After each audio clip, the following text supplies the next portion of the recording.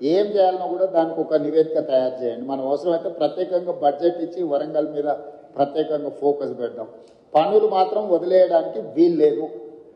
Smart సిటీలో తెచ్చుకోగలిగిన తెచ్చుకోండి. Balance works ఏవైతున్నాయో ఖచ్చితంగా స్టేట్ గవర్నమెంట్ నుంచి మీరు ప్రపోజల్ ఇవ్వండి. Government is here to sanction all those ఏవైతే సమస్యలు ఉన్నాయో వాటికి సంబంధించి. అదేవిధంగా ఇప్పటివరకు స్మార్ట్ సిటీలో మీరు ఫండ్స్ క్లెయిమ్ చేసిందా చేయలేదు, ఎందుకంటే లాస్ట్ టైం ఎక్స్టెన్షన్ తీసుకొచ్చినాం 1 year వరంగల్ స్మార్ట్ సిటీ.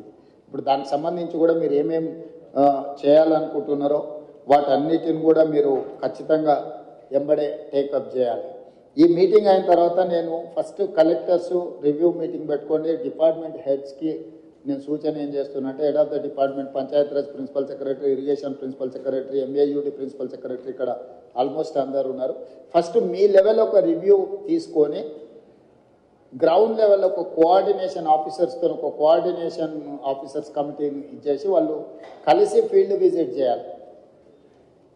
కలెక్టర్లను కూడా అందులో భాగం చేసి కలెక్టర్ల ద్వారా నివేదికలు తయారు చేస్తే మనం ఏం ఫండ్స్ ఇవ్వడానికి ఉంటుందో మనకు స్పష్టత వస్తుంది. మీరు ఒక నివేదిక తయారు చేసుకున్నాక ఏ జిల్లాకు ఆ జిల్లా, ఫర్ ఎగ్జాంపుల్ వరంగల్ జిల్లా, ఉమ్మడి వరంగల్ జిల్లా ఇన్ఛార్జ్ మంత్రి గారు ప్రజాప్రతినిధులు అధికారులతో ఇమ్మీడియట్గా రివ్యూ తీసుకొని ఆ నివేదికలు తయారు చేస్తే గవర్నమెంట్ ఆఫ్ ఇండియా నుంచి ఫండ్స్ ఎట్లా తెచ్చుకోవాలా, స్టేట్ గవర్నమెంట్ నుంచి ఏం ఫండ్స్ ఇవ్వాలనేది రెండింటి మీద కూడా మేము క్లారిటీ ఇచ్చి దానికి కావాల్సిన నిధులు మంజూరు చేసే కార్యక్రమం తీసుకుంటాం.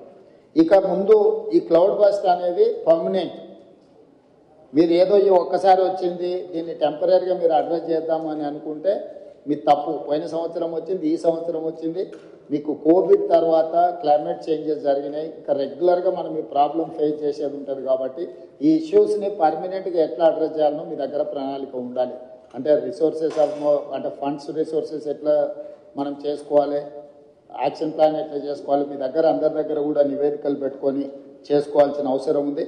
దీని మీద ప్రత్యేకంగా దృష్టి పెట్టండి. ఎవరైనా అధికారులు ఉన్న నెక్స్ట్ 10-15 days అన్ని సెలవులు రద్దు చేయండి. క్షేత్రస్థాయిలో నివేదికలు తయారు చేయండి. ప్రభుత్వం వైపు నుంచి మీకు పూర్తిగా సహకారం ఉంటుంది. ప్రజాప్రతినిధులు ఇచ్చే నివేదికలను కూడా పరిగణలోకి తీసుకోండి.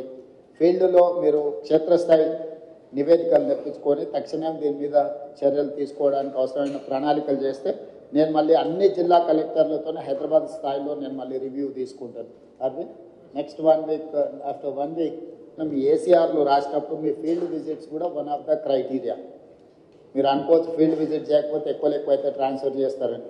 ట్రాన్స్ఫర్ చేయకుండా మీ వార్షిక నివేదికలలో కూడా మీరు ఎన్నిసార్లు ఫీల్డ్ విజిట్ చేసారు, ఎక్కడెక్కడికి వెళ్ళి, ఎడ్యుకేషనల్ ఇన్స్టిట్యూట్స్ ఎన్ని చేసారు, డిజాస్టర్లో ఎన్ని అడ్రస్ చేసారు, అన్నిటిని కలిపి దాన్ని కూడా ఒక బెంచ్ మార్క్గా ప్రభుత్వం పరిగణిస్తుంది. దయచేసి ఈ అంశాలను అన్నిటిని కూడా దృష్టిలో పెట్టుకొని ఇప్పటివరకు బాగా పనిచేసిన అధికారులను అభినందిస్తూ, బాగా పనిచేయాల్సిన అధికారులకు సూచనలు చేస్తూ భవిష్యత్ కార్యాచరణని సిద్ధం చేసుకోండి అని తెలియజేస్తూ మీ అందరి దగ్గర సెలవు తీసుకుంటున్నా. ధన్యవాదాలు. పనులు పూర్తి చేయాల్సిందిగా కోరుకుంటూ, అధికారులు ఎవరు నిర్లక్ష్యం వహించినా ప్రభుత్వం దాన్ని సీరియస్గా పరిగణలోకి తీసుకుంటుంది. దయచేసి నిర్లక్ష్యం అనేది వదలండి, క్షేత్రస్థాయిలకు వెళ్ళండి.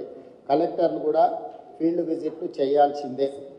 నేను కలెక్టర్లు చీఫ్ సెక్రటరీ గారు కూడా చెప్పిన మీ ఏసీఆర్లు రాసినప్పుడు మీ ఫీల్డ్ విజిట్స్ కూడా వన్ ఆఫ్ ద క్రైటీరియా.